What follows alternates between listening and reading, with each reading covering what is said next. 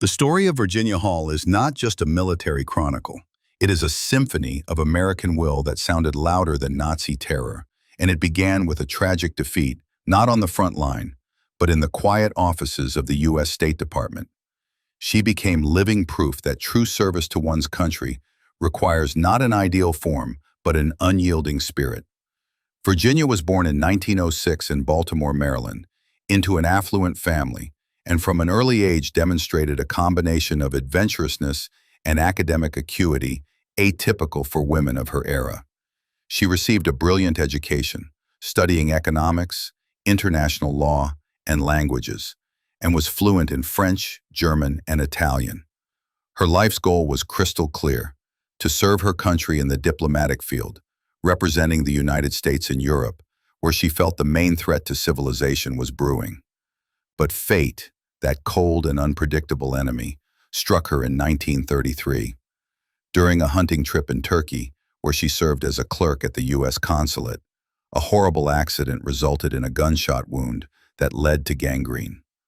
Her life was saved at the cost of amputating her left leg below the knee. At the age of 27, Virginia was forced to learn to walk again with a new, heavy companion. Her prosthesis, which she nicknamed Cuthbert with characteristic American black humor, was heavy and primitive. In the 1930s, such prosthetics were made of wood and leather, with an aluminum foot.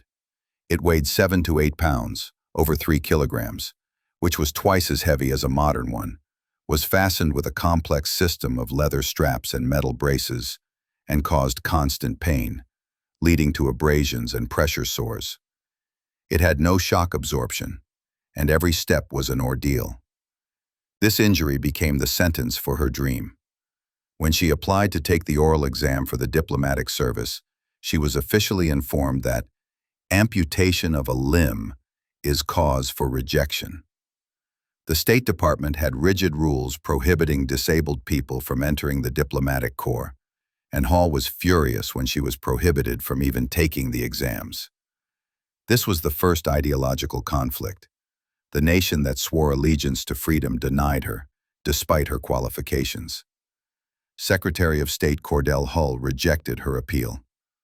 Hall realized that true service to the country was not about following the rules, but about serving against the rules. She left her clerk position in 1939, resolving that the true strength of America lay not in physical perfection, but in an unyielding spirit. Hall, who would later be called the most dangerous spy, developed her credo during this period. If the system, based on law, could not accept her sacrifice, she would find another system. Her refusal to surrender, her resolve, despite the prosthesis, became the first act of war against an ideology that valued racial purity and physical perfection above all else. She was ready to prove that the American spirit was stronger than any physical limitation and any bureaucratic barrier. After American bureaucracy, embodied by the State Department, passed its unjust sentence on Virginia Hall, her subsequent fate depended on her unyielding will. Her personal tragedy, the loss of her leg, became a bridge to the greatest adventure. The beginning of World War II found Hall in Europe. With the fall of France in June 1940, she immediately rushed to help, working as an ambulance driver for the French army. She saw the horrors of war up close, but knew that her true weapon was not a steering wheel, but her intellect and language skills. It was in London that her fateful acquaintance with representatives of the British Special Operations Executive, SOE, occurred, a secret intelligence agency created by Winston Churchill with the aim of setting Europe ablaze. This was a moment of moral contrast and a lesson for American bureaucracy. While the State Department, looking at its imperfect statute, continued to reject her application, British intelligence, on the verge of total invasion, instantly recognized her potential. The British valued intellect, ingenuity, knowledge of the European network of contacts, and fearlessness above physical form. For them, Hall's limp, caused by her heavy wooden prosthesis, became an advantage, an ideal disguise, deflecting suspicion from a disabled woman. Nazi ideology, obsessed with physical perfection, could not conceive that the most dangerous enemy was a limping American woman. Hall underwent intensive, albeit brief, SOE training, which included encryption, counter-surveillance, and even Gestapo interrogation simulations, including elements of water torture. These methods, shocking in peacetime, showed that everything was at stake. In April 1941, Virginia Hall joined the SOE, long before America officially entered the war. In August 1941, Hall returned to France. She was the first American and the first woman SOE agent to be given an active field role. Her code name became Diane. Her cover was brilliantly simple and entirely American. She posed as a correspondent for the New York Post newspaper. This cover gave her the legitimate right to move around, question Vichy officials, and gather information, which she then disguised as newspaper notes and transmitted to London. In fact, Virginia Hall, using a British instrument, was serving her homeland, which had rejected her. She became the eyes and ears of the Allies in southern France, proving to her country that true service does not require official authorization. She settled in Lyon, a city that would soon become the center of the French resistance. Her mission, initially aimed at gathering political and economic data, quickly grew into establishing a full-fledged intelligence and sabotage network, laying the foundation for future victory. She was no longer a citizen rejected by her country. She had become an invisible weapon, delivering retribution. Arriving in Lyon, Vichy France, under the guise of a New York Post correspondent, Virginia Hall immediately set about establishing her first and most successful resistance network, Heckler. Her brilliantly simple and entirely American cover as a journalist gave her the legal right to travel, question Vichy officials, and gather information, which she then disguised as newspaper notes. Hall demonstrated the Allies' main technological superiority over the Nazi occupation in the field of communications. She used miniature Paraset radios, portable radio stations that fit into a small suitcase, allowing her to transmit encrypted messages to London. The Paraset radio was a genuine masterpiece of British engineering, created on the principles of simplicity and accessibility. This receiver and transmitter fit into a case the size of a shoebox. It was the answer to German direction finding. Short, fast, hard-to-pinpoint transmissions that required incredible skill from the operator. While the Gestapo relied on bulky, stationary, and easily traceable communication systems, Diane used advanced technology that allowed her to be invisible. Her messages contained not only data on German troop movements, but also detailed information about the construction of the critically important German submarine base in Marseille, which was subsequently destroyed by Allied bombers.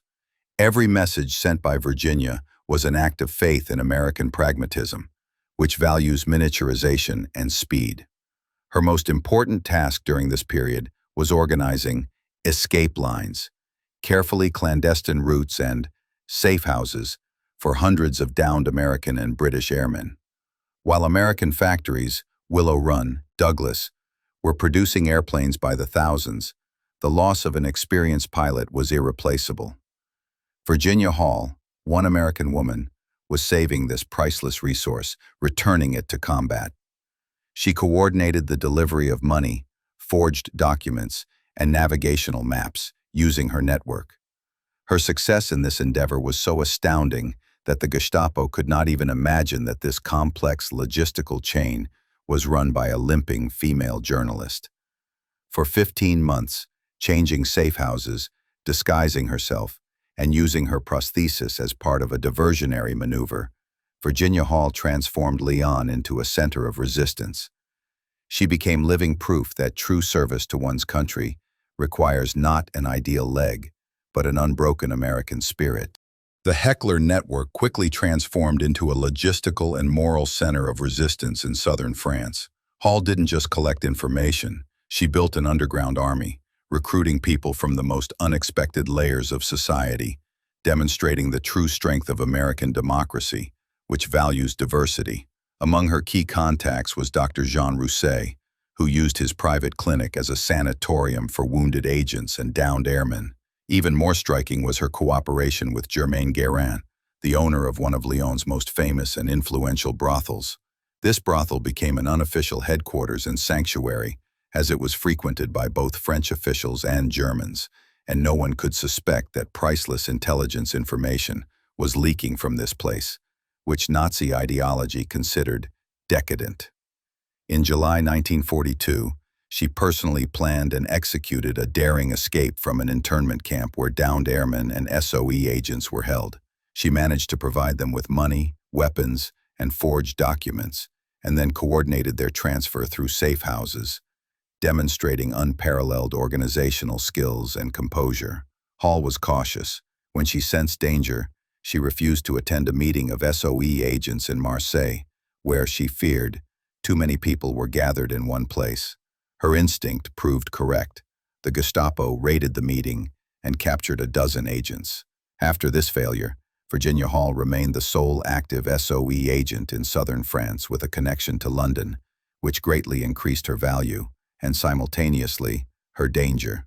She became living proof that in war, not only heroism, but also cool-headed caution is essential. In 1942, Lyon, once a brilliant gastronomic capital, transformed into the heart of Vichy France, permeated with an atmosphere of fear, denunciations, and double agents. It was a ghost city, where even the air seemed to belong to collaborators and the secret police.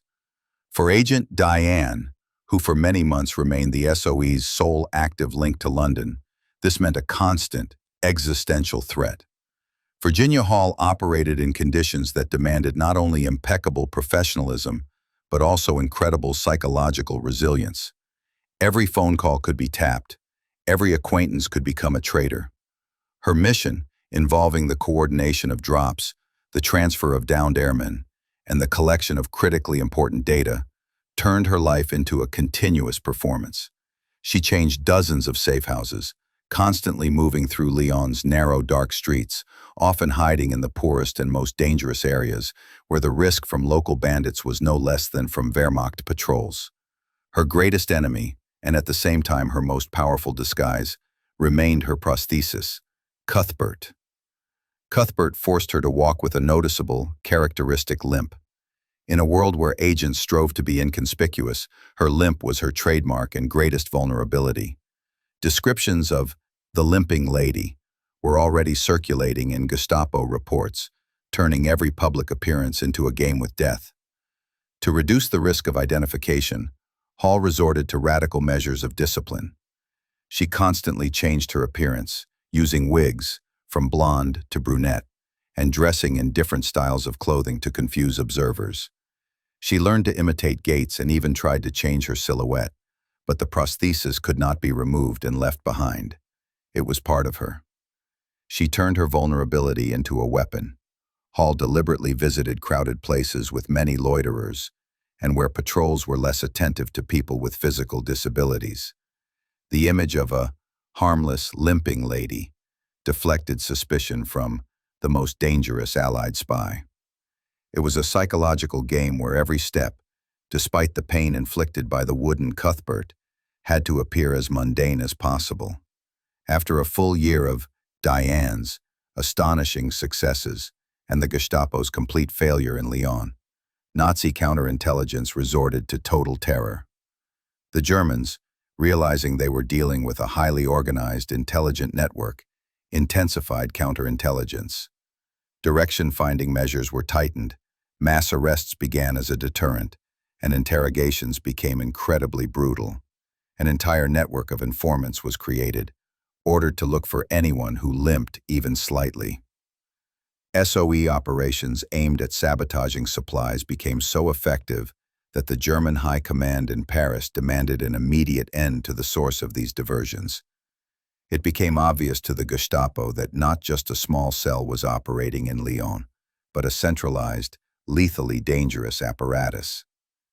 Every one of Hall's operations, every link of the resistance she saved, only fueled the Nazi obsession with her capture, elevating Virginia Hall to the top of their target list. She was no longer just an agent. She had become a symbol that needed to be destroyed. By mid-1942, Virginia Hall was no longer just an agent. She had become a symbol of American resistance on the European continent, and consequently, the most wanted Allied figure in occupied France.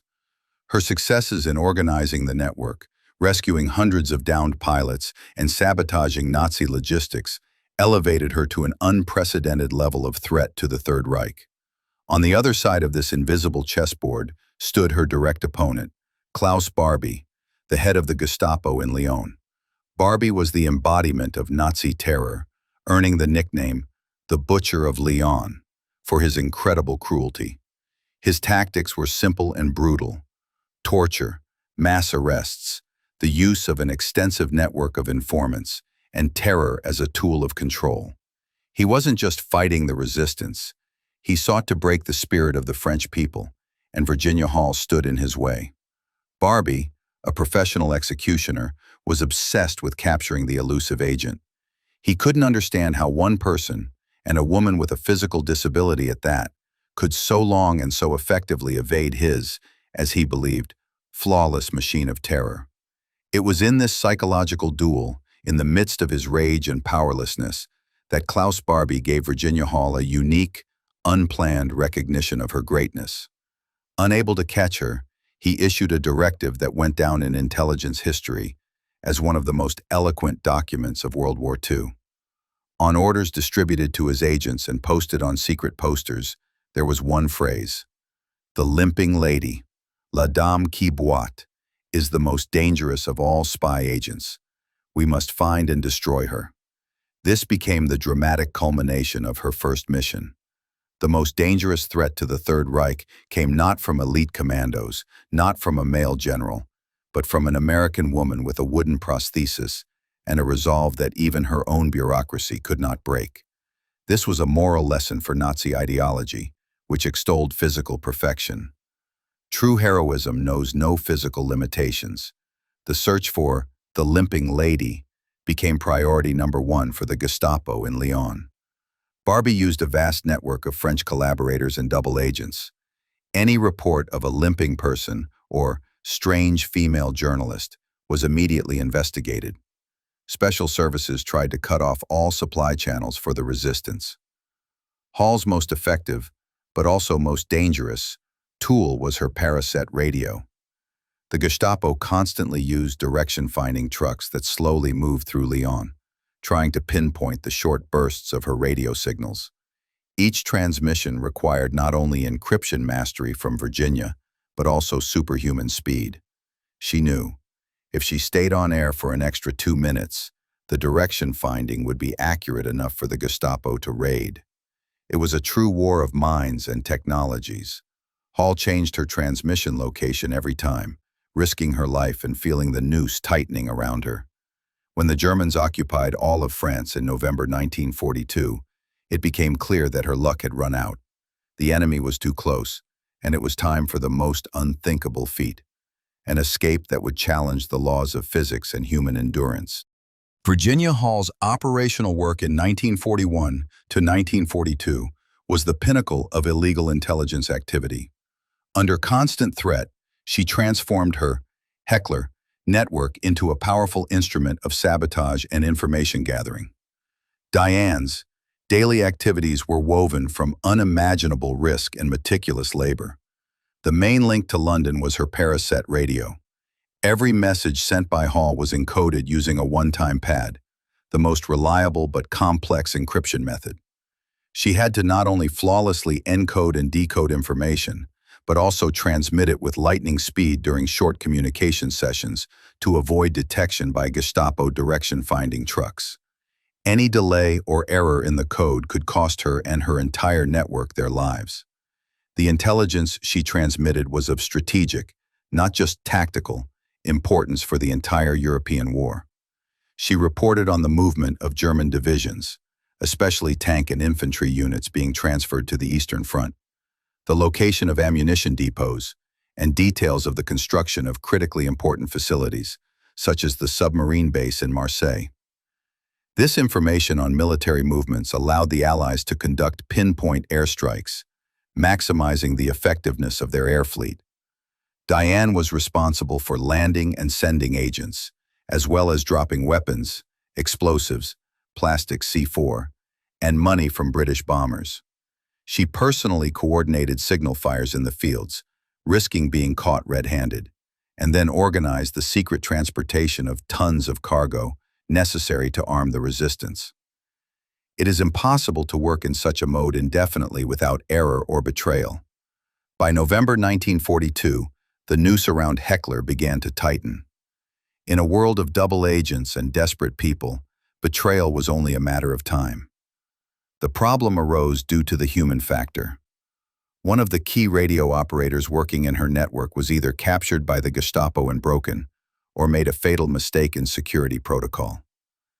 There is a version that he either transmitted a message while staying on one frequency for too long, or left clues that led to his trail. In November 1942, the Gestapo launched a massive strike. Mass arrests began. Some of Virginia's closest associates, including Dr. Jean Rousset, were captured and tortured.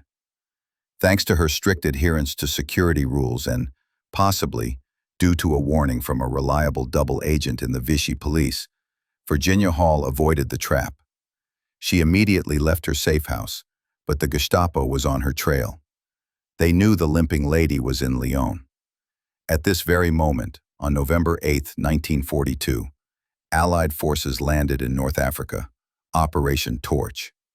In response, Hitler ordered the immediate full occupation of all of France, Operation Anton. Vichy France ceased to exist. Lyon was flooded with Wehrmacht troops, and the power of the Gestapo, led by Klaus Barbie, became absolute. Virginia Hall found herself trapped in an occupied city, hunted by the most brutal Nazi executioner. Escape became the only chance for survival and to continue the fight. By November 1942, the situation had become critical. After the Allied landings in North Africa, Operation Torch, Hitler ordered the Wehrmacht to immediately occupy all of France. Lyon was flooded with German troops and Gestapo agents, personally led by Klaus Barbie. The Heckler network was compromised, and the limping lady found herself trapped. The only path to salvation lay through the Pyrenees to neutral Spain. But this route was not just dangerous, it was physically unthinkable for a person in her condition. The Pyrenees presented a deadly barrier. The crossing had to take place over passes at an altitude of more than 7,500 feet in the conditions of approaching winter. Temperatures dropped below freezing, and the trails were covered with snow and ice. The route, approximately 50 miles long, was known to smugglers and used to transport downed airmen. But even healthy young men made the crossing with great difficulty, sometimes dying from frostbite or falling from cliffs. For Virginia Hall, this crossing became not just an escape, but a battle for honor and a triumph of human will over physical limitation. Her wooden prosthesis, Cuthbert, weighing about 8 pounds, was not just a burden, it became an instrument of torture. The prosthesis had no shock absorption, was fastened with complex leather straps, and constantly dug into her stump when walking over rough terrain. Every step up the steep, icy ascents of the Pyrenees was unbearable. The skin on her stump was rubbed raw, causing open wounds and sores. Hall had to walk, overcoming pain that could break even the most hardened soldier. During the crossing, she had to crawl on her knees, dragging her heavy wooden prosthesis through the snow. Initially, Virginia didn't even want to tell the Spanish guide about the prosthesis, fearing he would refuse to lead a limping woman who would slow down their group. 2 other agents were escaping with her. But it soon became obvious that Cuthbert could not be hidden. Cuthbert slid on the ice. Its weight was unbearable, and every step sometimes seemed like a mortal risk. This was the moment when Nazi ideology, extolling physical perfection, clashed with the American reality of an unyielding will. Virginia Hall, exhausted, tormented, with frostbite and sores on her leg, after 3 days of superhuman effort, managed to reach a train station in Spain. She had gone through the unthinkable, but her physical triumph was just the beginning of the next trial.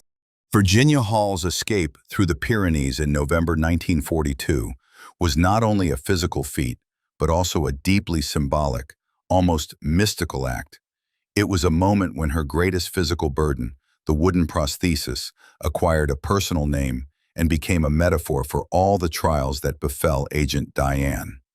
Midway through the journey, in the most inhumane conditions, when snowdrifts became an insurmountable obstacle and the pain from sores caused by the constant rubbing of wood and leather against her stump became unbearable, Hall realized she could not continue without help. Her portable transmitter, which she painstakingly carried through the mountains, was the only means of communication. After a brief, risky transmission session, she reported her dire situation to SOE headquarters in London, stating what was delaying her. She sent a short but dramatic message regarding her prosthesis. "I cannot move further. Cuthbert is giving me a great deal of trouble. What shall I do about him?" In London, SOE staff, unaware of the prosthesis's personal name, interpreted this as a code word. For them, Cuthbert was not a living companion, but a piece of equipment, perhaps some technical device she used for work. The reply from headquarters became a tragic and absurd symbol of the entire secret war, where human tragedy was encrypted in cold codes. "If Cuthbert is giving you trouble, eliminate him." This reply, which could have been a joke, actually became the greatest moral lesson. At this moment, Cuthbert ceased to be just a piece of wood. It became a symbol of American resolve, rejected by bureaucracy, a symbol of her physical imperfection, and at the same time, unyielding resilience. The prosthesis, which was her burden, became part of her soul. To destroy it meant to destroy herself. London, in safety, issued an order that might have seemed reasonable regarding equipment, but which was unthinkable regarding a human body.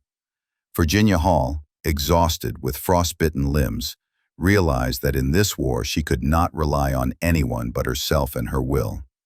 She ignored the order. Gathering her last strength, she continued the ascent.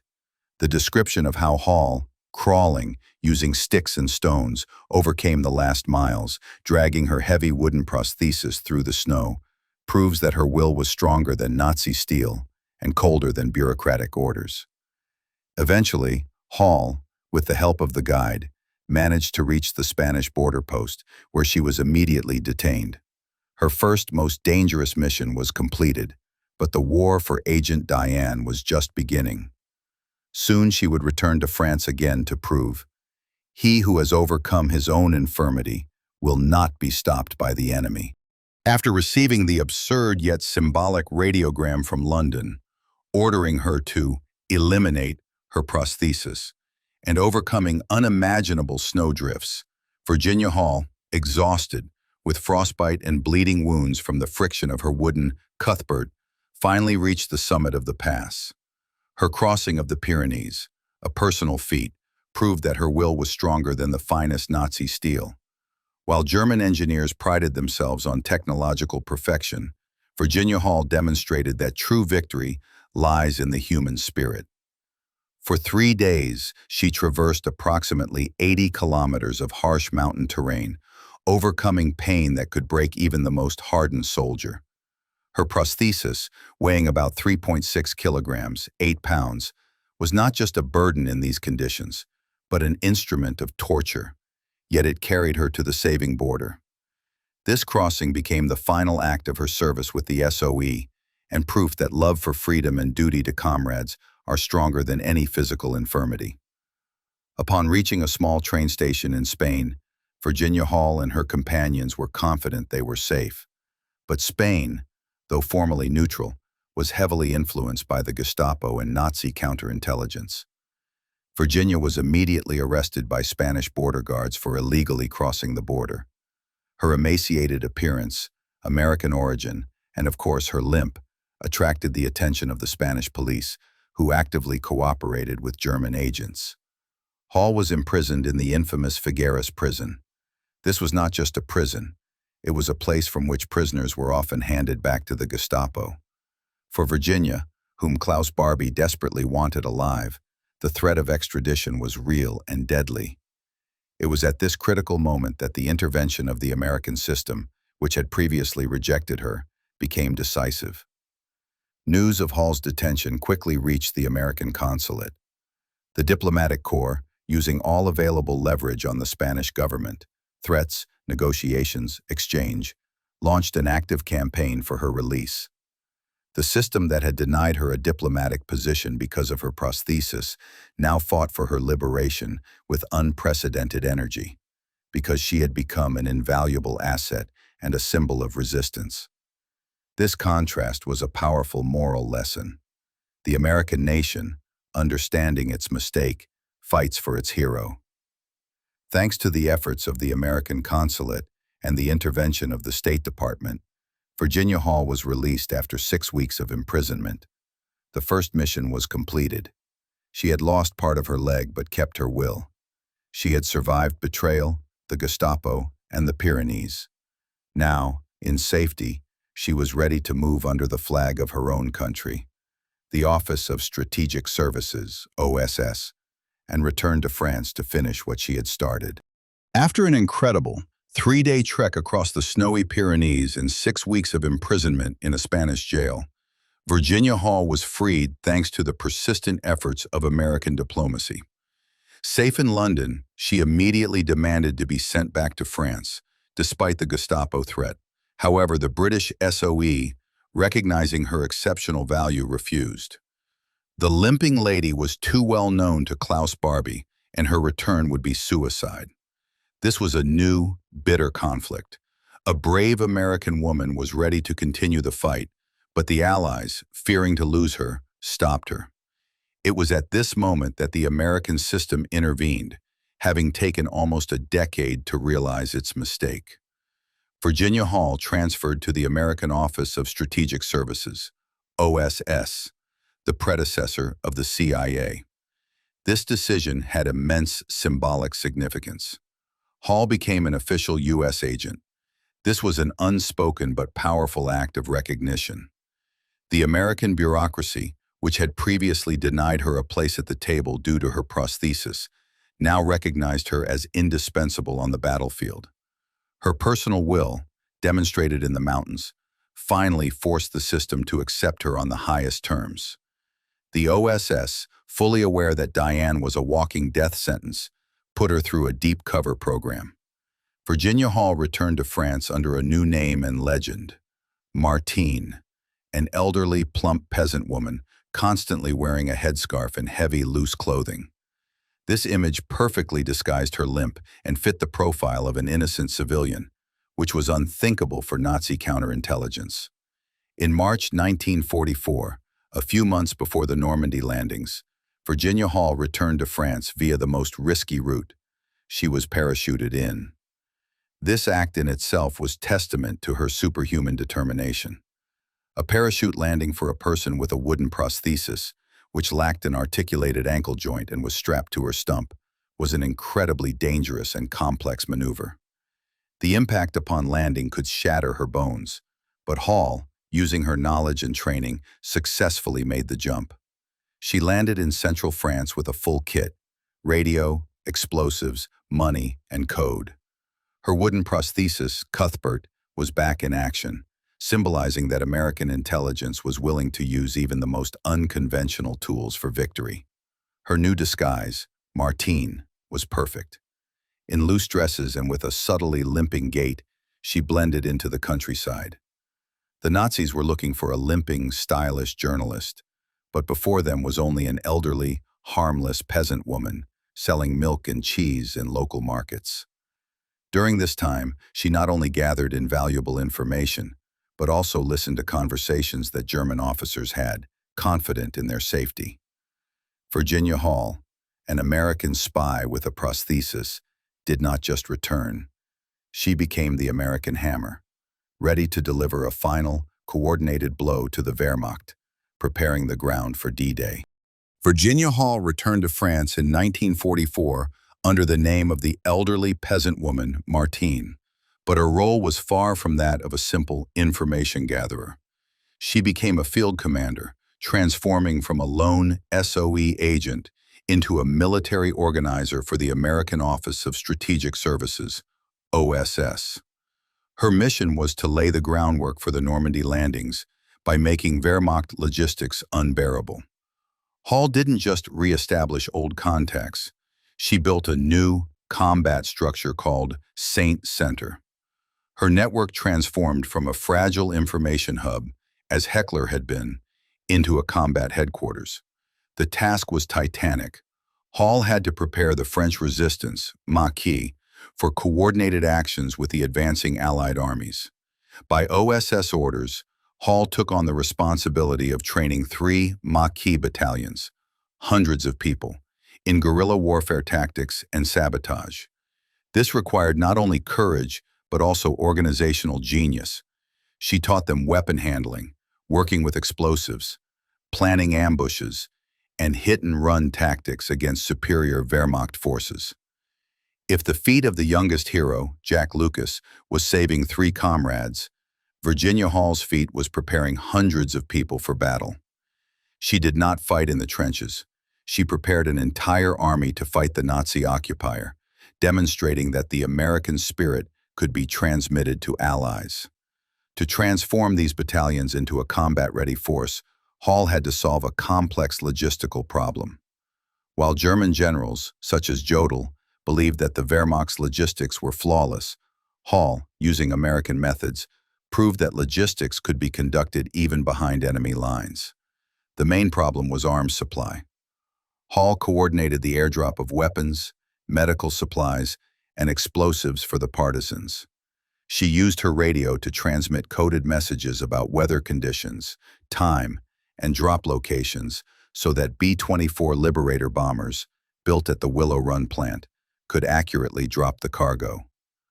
Unlike the Germans, who fought for every liter of gasoline and every rifle, Hall operated with an American surplus. This surplus, produced in American factories, fueled the French resistance, allowing the Maquis to operate with increasing audacity.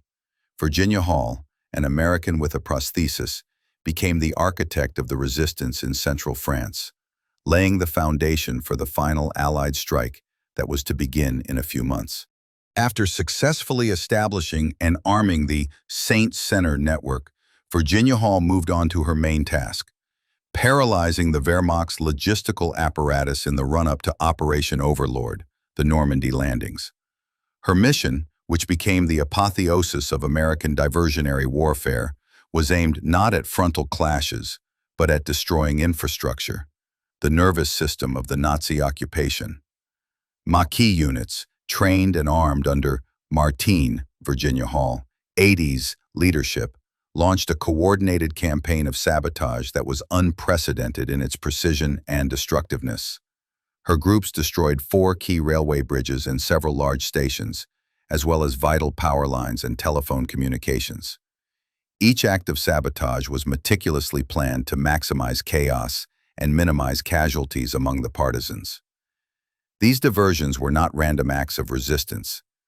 They targeted vital Wehrmacht logistical routes moving from southern France, Italy, and the Eastern Front towards Normandy. For the Nazi command, time was the main strategic resource. After the landings on June 6, 1944, they needed to transfer their elite panzer divisions and reinforcements to the Atlantic coast as quickly as possible. Each destroyed link in Hall's chain caused a domino effect. Trains with tanks and fresh troops were delayed for days and weeks. Units that needed to cover 500 kilometers were forced to march on foot or use circuitous, broken roads, losing precious time and coming under air attack. Divisions that could have decided the outcome of the Battle of Normandy did not arrive at the decisive moment, thanks to the efforts of the Limping lady. Virginia Hall's activities were so effective that in the final phase of the war, her units not only carried out sabotage, but also engaged in direct confrontations with demoralized German forces. During the culminating battles for the liberation of the region, Hall personally coordinated the encirclement and capture of 500 German soldiers, a direct, tangible contribution to weakening the Wehrmacht and liberating France. Throughout her second mission, Virginia Hall remained elusive.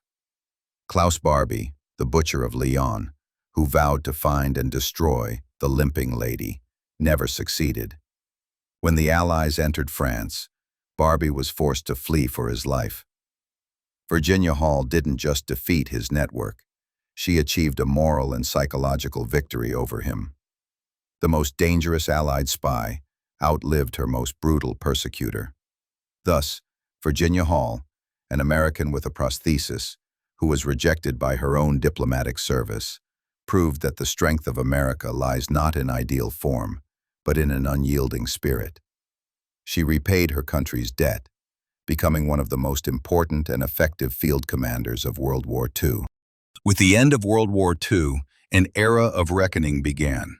And for Virginia Hall, it was a moment when her incredible contribution was to be officially recognized. But even her award became a unique and symbolic act, entirely consistent with her secret life. In 1945, the American government began honoring those who had shown exceptional courage and heroism.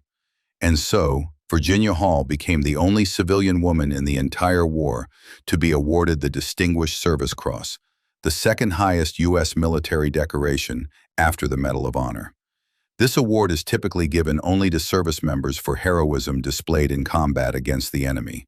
The fact that it was received by a civilian woman with a prosthesis was the highest recognition of her status as a combatant, and, most importantly, as a strategic asset whose sabotage and intelligence saved hundreds of American soldiers' lives in Normandy. The award was given not only for her bravery as SOE Agent Diane, but also for her work in the OSS as the partisan commander, Martine. The nation that once rejected her due to physical imperfection now elevated her to a pedestal as a symbol of American courage.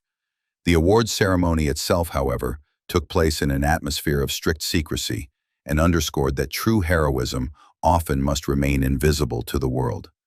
The award was presented to her personally by the head of the OSS, General William Wild Bill Donovan.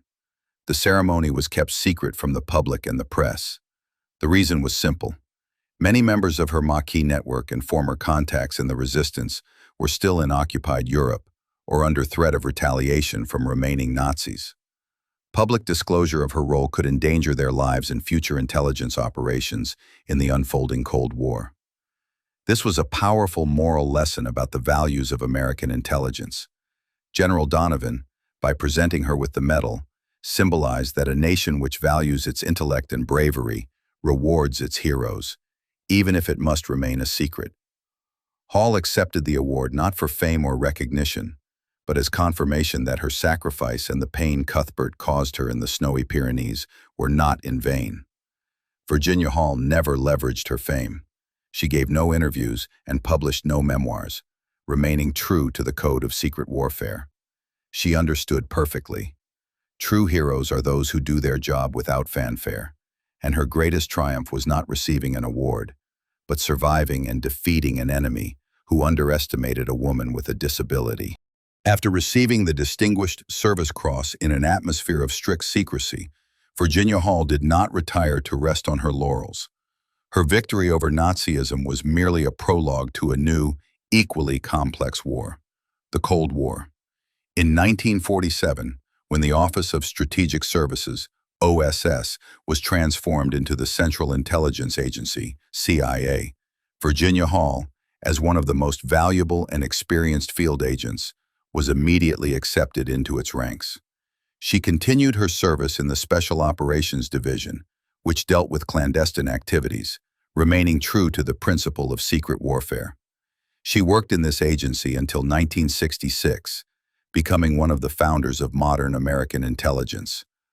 Her career in the CIA was as invisible as her work in France, but her experience and methods, developed in the fight against the Gestapo, became the standard for training new generations of American agents. Hall, who was once rejected due to her prosthesis, became an intelligence officer in the highest positions, proving that true professionalism requires not ideal legs, but an unyielding will and a sharp mind. Her legacy is no less significant than that of public heroes, but it has a different dimension. Take, for example, Jack Lucas, the youngest recipient of the Medal of Honor, whose incredible bravery on Iwo Jima became a symbol of American youth's self-sacrifice for millions of citizens. His deed was immediately publicized to inspire the nation. Virginia Hall, in contrast, remained a secret hero, whose work remained invisible, but was no less important. Her heroism lay not in a momentary open act, but in a prolonged, arduous psychological war, where any mistake cost her and dozens of comrades their lives. Unlike Lucas, whose feat all of America knew, only a few in the highest echelons of power knew about Hall's contribution to victory. Her work, aimed at preserving global peace after the war, required silence. Her story serves as a reminder. Not all heroic deeds make headlines, but they are the cornerstone of a nation's security. Virginia Hall died in 1982, but her story, only recently fully declassified, is an eternal lesson for the American nation. She proved that bureaucracy that disregards talent due to physical limitations poses no less danger than an external enemy. Her prosthesis, Cuthbert, forever entered the history of American intelligence as a symbol of the American spirit that overcame personal tragedy, bureaucracy, and Nazi terror. The story of Virginia Hall is not just a chapter on espionage. It is an eternal, fundamental lesson about the nature of American strength.